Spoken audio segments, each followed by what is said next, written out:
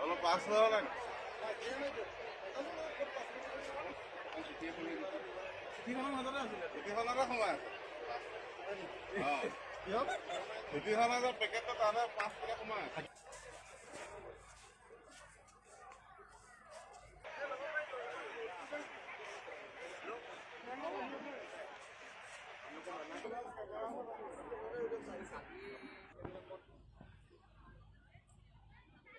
মুখ্যমন্ত্ৰী ডক্টৰ হিমন্ত বিশ্ব শৰ্মা ইয়াত থাকিব ভাৰত চৰকাৰৰ কিষাণ